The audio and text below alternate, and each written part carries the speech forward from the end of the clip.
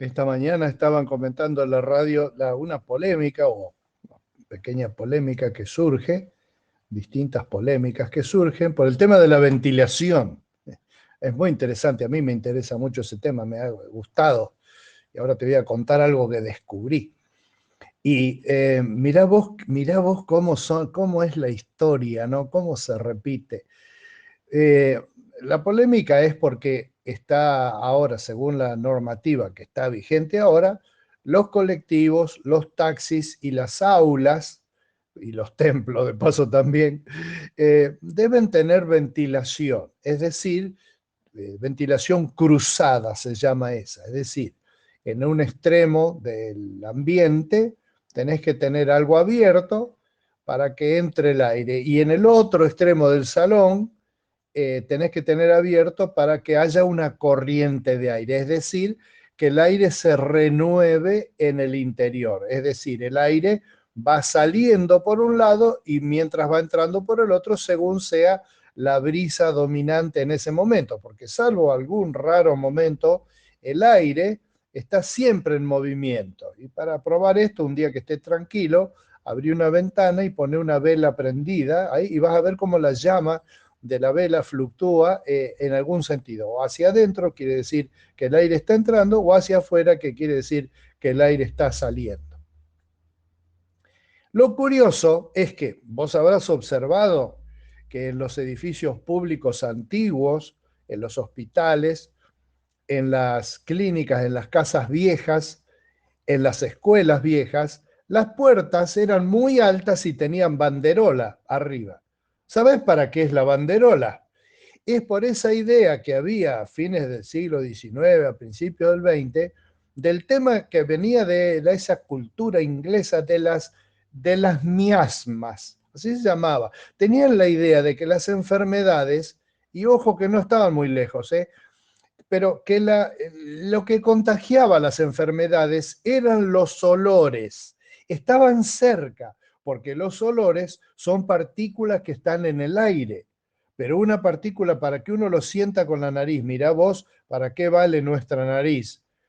Una partícula que está disuelta en el aire en una proporción de 3 millones a 1, nosotros la podemos oler con la nariz, como obviamente con eso se huele, ¿no? La podemos oler desde esos valores, es ínfima la cantidad. Lo que pasa es que en el aire que respiramos, y especialmente el aire que estamos respirando adentro de la casa, hay una infinidad de polvillo que hay que trabajar en el servicio técnico de las estufas a gas, como me pasó a mí, para verlo. El piloto se ensucia y hay que limpiarlo porque lo que hace es juntar eso que flota en el aire. ¿Y qué flota en el aire? Bueno, en el aire flota polvillo, es decir, una tierra que está tan tamizada, tan finita, que ya su peso es ínfimo y flota en el aire por las cargas eléctricas, que ese es otro tema que algún día podríamos hablar. Pero también las células muertas de nuestra piel, lo que llamamos cuando abundan caspa en la cabeza, pero también en todas las partes del cuerpo, la piel va cayendo, eso en forma de pequeñas hojuelitas microscópicas, también por la falta de peso y por la carga eléctrica, flotan en el aire, sobre todo en los días secos o cuando tenemos un ambiente muy caliente y seco por la causa de la calefacción. También flota en el aire. Si tenemos animales, también las partículas que ellos largan, incluso algunos pelos más chiquitos, también flotan en el aire.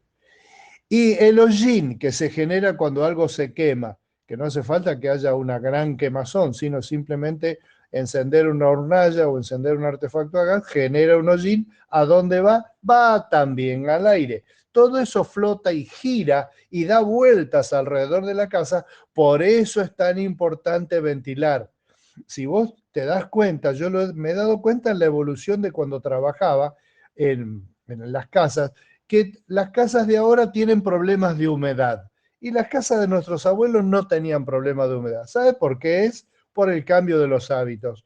Hace 60 años atrás Apenas sonaba el despertador, se levantaba todo el mundo, y si el día estaba, que no estaba muy feo, se abrían las ventanas, se aireaban las camas, la técnica de airear las camas, ¿te acordás eso? Ventilar las camas, todo para sacar las miasmas de ahí. Es decir, esa cosa que está pero que no la vemos y que hay que ventilarla, hay que sacar la pajuera, porque adentro nosotros respiramos eso y esas partículas que flotan en el aire, además de quedar en la mucosa, en las mucosas del sistema respiratorio, eh, la parte biológicamente activa, como son cepas de distintas bacterias y los virus, etcétera, una vez que toman contacto con nuestras mucosas húmedas y calentitas, comienzan a reproducirse porque dicen, ah, al fin encontré un lugar lindo para vivir.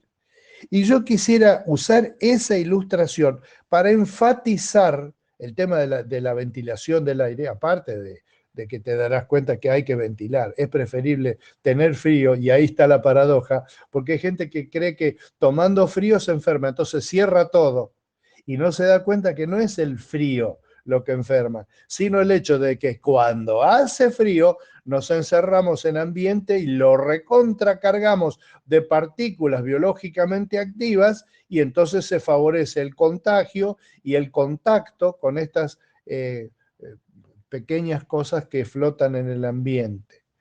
Y eso es figura para mí, es una figura muy importante, bueno, podría ser del pecado, pero para mí en el tema de que cómo la vida cristiana se diferencia de la autoayuda.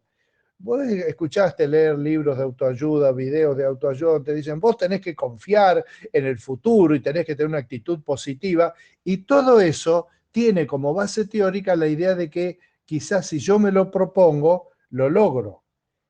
Ahora, en la Biblia, la fe, la esencia misma de la fe, no es que si yo puedo lo logro porque yo soy fuerte y yo y me lo tengo que proponer y lo voy a conseguir, sino yo tengo alguien en mi vida que me va a ayudar a encontrar mis logros. El apóstol Pablo, Colosenses 1:27, que era un tipo muy de autoayuda, era un hombre muy proactivo, descubrió a Cristo, y cuando lo descubrió, escribió a la iglesia que está en Colosas, ahí en el Asia Menor, en Turquía, Colosenses 1:27, a estos, hablando de los creyentes, se propuso dar a conocer cuál es la gloriosa riqueza de este misterio entre las naciones, que es Cristo en ustedes, la esperanza de gloria. Yo te pido que te fijes en esa pequeña palabrita de dos letras que es en. Entre las naciones, en ustedes. Es Cristo en ustedes. No son ustedes, sino Cristo en ustedes, la esperanza de gloria. A este Cristo proclamamos aconsejando y enseñando con toda sabiduría a todos los seres humanos para presentarlos a todos perfectos en Él. Ahora, no es Cristo en mí, sino yo en Él. Con este fin trabajo y lucho fortalecido por el poder de Cristo que obra en mí. Mirá vos el en, qué importante que es. Cristo en mí. Él hace cosas en mi vida que no me pregunta. De hecho, bueno, es respetuoso y no va a hacer lo que yo no quiero, ¿no? Pero Él hace cosas en mi vida. Me pasan cosas en mi vida que yo no planeé, que no sé quién planeó, pero que cuando la pienso un poco mejor, me doy cuenta que las ha planeado Él por mí. Es decir, que me lleva una agenda preciosa. Y por otro lado, soy yo en Él y no yo porque el ser humano yo puedo y soy un Dios, yo tengo que creer eso y que yo lo puedo y yo... No, no, no, no, no, no, no. Aún el famoso texto, todo lo puedo en Cristo, tiene la palabrita de dos letras. Es Cristo en mí o yo en Cristo. Lindo lugar, ¿no es cierto?